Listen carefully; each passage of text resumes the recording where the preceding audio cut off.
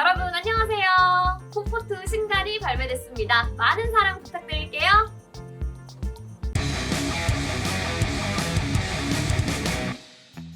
김민재가 대한민국 선수 최초로 세리에A 우승을 거뒀습니다.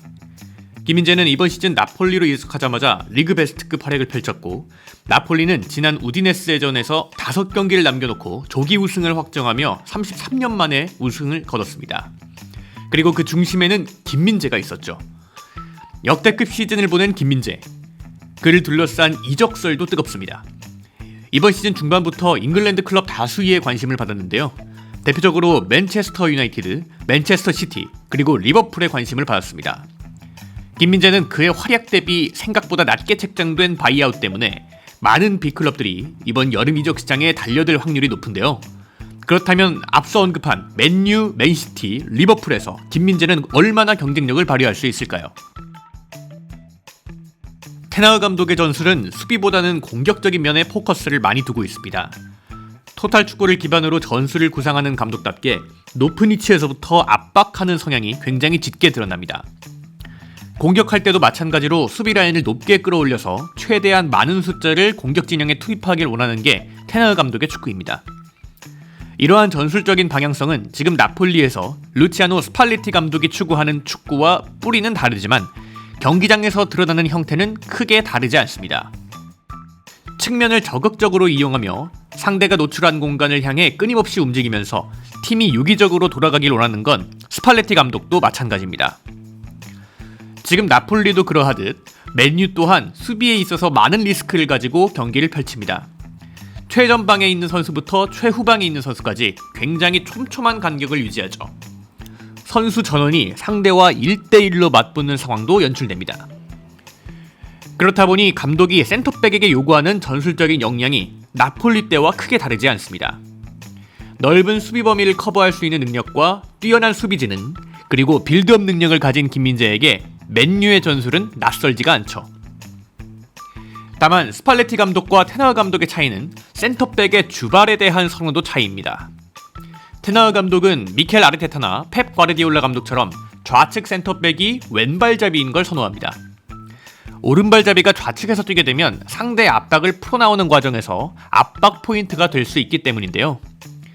테나흐 감독이 센터백 자리에 키가 작은 리산드로 마르티네스를 선호하고, 마르티네스가 없을 때 왼발잡이인 루크쇼를 센터백 자리에 두는 이유이기도 합니다. 하지만 김민재가 맨유로 간다면 크게 문제가 될 사안은 아니라고 생각합니다. 지금도 나폴리에서 김민재는 좌측에서 뛰고 있는데요. 상대가 노릴 만한 약점 포인트가 전혀 아닙니다. 분명 리산드로가 전방으로 뿌려주는 수준의 패스 효율은 나오지 않겠지만 김민재도 기본적으로 상대 압박에 유연하게 대처할 수 있는 발기술을 갖고 있죠. 우측 센터백으로 뛰는 라파엘 바람만 봐도 중앙에서 순식간에 킬러 패스를 넣어주는 빌드업 스타일은 아닙니다. 기본적으로 테나흐 감독은 측면 활용에 광적으로 집착하는 스타일이기 때문에 김민재가 상대 압박에도 전혀 문제없이 측면으로 볼을 배급해줄 수 있다면 전혀 문제 삼지 않을 겁니다. 그리고 결정적으로 테나흐 감독은 센터백이 상대의 압박을 풀어나올 수 있는 개인 능력을 요구합니다. 센터백이 상대의 압박을 끌어내 역으로 이용하면 순간적으로 전방에서 숫자 고의가 발생할 수 있는 상황이 만들어지기 때문이죠. 김민재는 이러한 역량도 충분히 가지고 있습니다. 김민재는 후방에서 개인 탈압박이 가능한 수비수로 진화하는 데 성공했죠. 볼을 직접 몰고 올라가 순간적으로 상대 수비 대형에 혼란을 가져오는 김민재의 움직임은 분명히 테나흐 감독에게 높게 평가받을 겁니다. 김민재가 충분히 맨유에서 뛸 수 있는 선수라는 건 증명이 됐습니다. 그렇다면 주전 경쟁 구도가 어떻게 흘러가는지가 중요할 텐데요. 리산드로와 바란이 부상을 당하지 않는다고 해도 김민재가 주전으로 뛸 가능성이 매우 높다고 봅니다. 김민재의 최대 장점 중 하나는 여러 성향을 가진 팀들을 거치면서 다양한 역할을 소화했다는 점입니다. 현대축구에서 스위퍼와 스토퍼의 개념은 많이 사라졌지만 굳이 구분하자면 나폴리에서는 공격적인 수비를 펼치는 스토퍼처럼 뛰었고, 베이징 고안과 페네르바체에서는 최후방을 전담하는 스위퍼처럼 뛰었습니다. 즉 김민재는 리산드로와 뛰든 바란과 뛰든 전혀 상관이 없다는 것이죠. 예를 들어 리산드로와 함께 뛴다면 김민재는 리산드로의 공격적인 수비를 커버해주는 데 집중할 수가 있습니다. 반대로 바란이 파트너로 나온다면 김민재가 조금 더 적극적으로 수비를 나갈 수가 있게 되죠. 주전 경쟁에서 우위를 점한다고 해도 김민재가 맨유에서 브루노처럼 모든 경기를 뛰는 건 현실적으로 불가능합니다.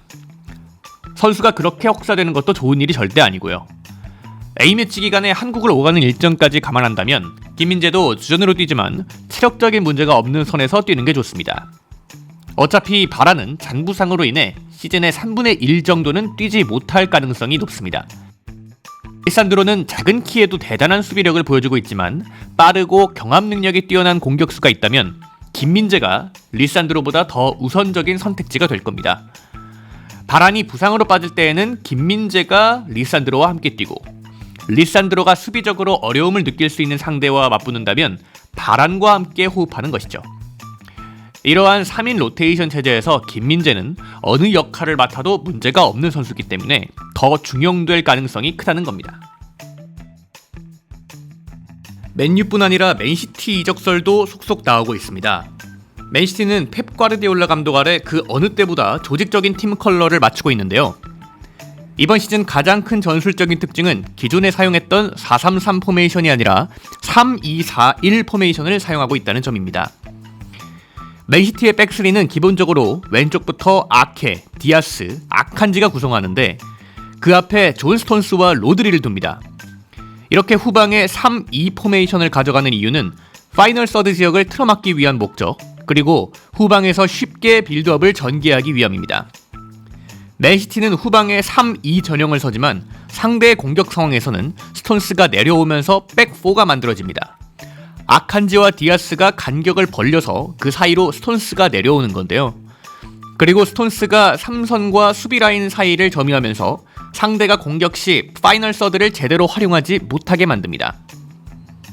또한 이 3-2 빌드업은 후방에서 빌드업을 용이하게 하는 효과도 있습니다. 기본적으로 3명이 수비수가 벌려서고 그 앞에 스톤스와 로드리가 엇갈려 위치해 후방에서 빌드업을 용이하게 합니다.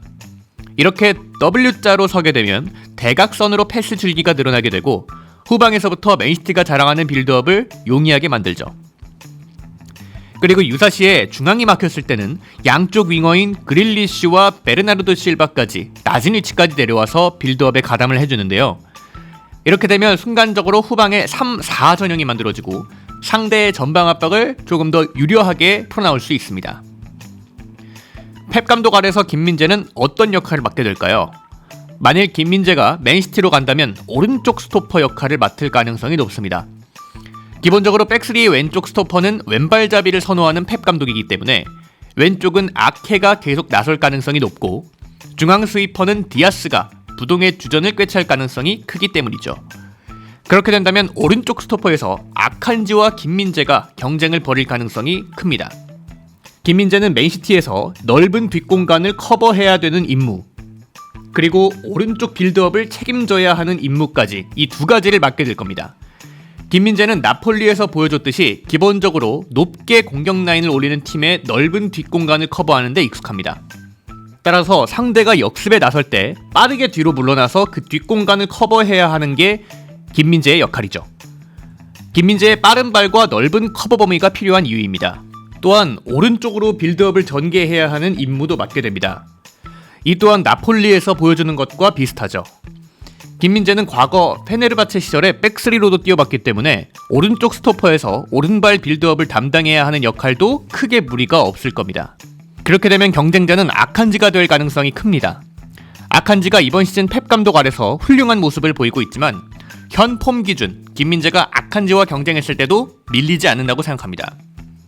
김민재는 확실히 아칸지보다 넓은 수비 범위를 지닙니다. 아칸지도 빠른 발과 수비력을 보유하고 있지만 기본적으로 김민재는 넓은 수비 커버 범위를 지니기에 맨시티의 넓은 뒷공간을 커버하기에 더 용이합니다. 또한 김민재는 유사시에 중앙 스위퍼로도 뛸 수 있기 때문에 멀티성도 충분한 경쟁력이라 생각합니다. 김민재가 백스리의 오른쪽 자리를 꿰찰 경우 파트너는 아케와 디아스가 될 텐데요. 이 조합도 매우 기대가 되는 조합입니다. 기본적으로 발밑 능력이 탁월한 맨시티의 수비수들이기 때문에 수비적인 호흡은 크게 걱정할 게 없습니다. 여러모로 김민재가 맨시티로 갈 경우 넓은 커버 범위 그리고 빌드업 능력이 더 빛을 발할 수 있을 것이라 생각합니다. 맨유와 맨시티에 이어 김민재를 꾸준히 관찰하고 있는 클럽은 바로 리버풀입니다. 리버풀은 이번 시즌 초반 수비 조합을 맞추는데 애를 먹었는데요. 부동의 주전이었던 반다이크가 부상을 당했고 이브라히마 코나테와 조고메즈, 조엘 마팁 이 세 센터백이 조합을 맞춘 적도 있습니다. 그리고 현재는 반다이크와 코나테가 주전 조합으로 나오고 있죠. 기본적으로 리버풀은 수비 쪽 보강이 필요한 상황입니다. 반다이크가 여전히 좋은 기량을 보여주고 있지만 이제 31살이 됐고 노련한 수비와 예측력은 여전하지만 신체적인 능력, 즉 스피드와 경합에서 서서히 고점에서 내려오는 시점에 이르렀습니다. 또한 코나테는 타고난 피지컬이 강점이 있지만 종종 노련하지 못한 면모를 보이면서 상대의 돌파를 허용하는 장면들도 많이 나오고 있는데요. 기본적으로 리버풀은 최근 반다이크 코나테 조합을 사용하는데 이 두 조합은 허점을 많이 보이고 있습니다. 최근 토트넘과의 경기를 본다면 이 두 조합이 상대 선수가 뒷공간으로 돌아뛸 때 허점을 보입니다. 반다이크도 기본적으로 높게 던지면서 수비와 빌드업을 한다면 코나테는 뒤에서 커버 역할을 하는데 코나테는 이 뒷공간에 대한 체크가 잘 되지 않는 모습을 보였습니다. 대표적으로 손흥민의 득점 상황을 예시로 들 수가 있는데요. 이 장면에서 코나테는 손흥민을 제대로 체크하지 못합니다. 로메로가 킥을 하는 자세임에도 불구하고 예측이 전혀 되지 않았던 점이죠. 반다이크는 미리 눈치를 챘지만 코나테는 뒤늦게 인지하고 따라갑니다. 이미 늦었죠. 이를 토대로 볼 때 리버풀에서 김민재는 이 부분을 보완할 수 있다고 생각합니다. 김민재는 페네르바체 시절 백3의 중앙, 스위퍼 역할을 수행한 바 있습니다. 코나테는 피지컬이 우수하지만 순간적인 방향 전환이 능력이 떨어지는데 이 부분에서 김민재는 코나테보다 빠른 방향 전환을 통해 뒷공간 커버가 가능한 선수입니다. 리버풀에 온다면 반다이크는 빌드업과 전진 수비를 담당하고 김민재는 그 옆에서 뒷공간 커버를 충분히 잘 해낼 수 있습니다. 또한 리버풀은 최근 알렉산더 아놀드가 오른쪽 수비지만 가운데로 들어오면서 후방 플레이메이커 역할을 수행하는데요. 여기서 김민재는 오른쪽 센터백으로서 알렉산더 아놀드가 올라가면서 생긴 오른쪽 뒷공간을 충분히 커버할 수가 있습니다. 바로 빠른 발을 이용해 뒷공간 커버가 가능하기 때문인데요. 알렉산더 아놀드를 가운데로 활용하는 리버풀 축구에서 김민재가 오른쪽 센터백으로 간다면 이 뒷공간을 커버하는 역할로 딱입니다. 그렇다면 김민재는 코나테와 경쟁을 해야 하는데요. 김민재는 코나테보다 뒷공간 커버 능력과 함께 빌드업에 있어서 강점을 발휘할 수 있습니다. 특히 김민재는 쇼패스 빌드업과 롱볼 빌드업 모두 가능하다는 점에서 강점을 발휘할 수가 있는데요. 기본적으로 코나테는 피지컬을 앞세운 수비를 선보이지만 빌드업에 있어서 아쉬운 장면을 많이 남깁니다. 하지만 김민재는 코나테가 가진 피지컬과 커버 능력 그리고 빌드업까지 장착했기에 충분히 경쟁력을 발휘할 수가 있습니다. 그리고 김민재가 코나테를 대체할 경우 반다이크와 호흡을 맞추게 될 텐데 이는 걱정이 필요 없는 조합입니다. 기본적으로 반다이크와 김민재는 성향이 매우 흡사한데요. 바로 예측력이 좋다는 점에서 비슷합니다. 예를 들어 상대가 측면에서 공격을 전개할 때 반다이크가 페널티 박스 안에서 상대 공격수를 잡아줄 때 김민재는 측면에서 공을 잡는 선수에게 조금 더 타이트하게 다가가거나 뒤쪽으로 컷백하는 선수를 잡아줄 수 있습니다. 수비적으로 한 수 앞을 내다보는 두 선수이기 때문에 호흡적인 측면에서 두 선수가 좋은 모습을 보여주리라 생각합니다. 세리에A를 넘어서 유럽 전역의 이름을 알리고 있는 김민재. 과연 김민재가 다가오는 이적 시장에서 어느 팀에서 뛰게 될지 축구 팬들에게는 더없이 설레는 상상입니다. 지금까지 전술의 대식가였습니다.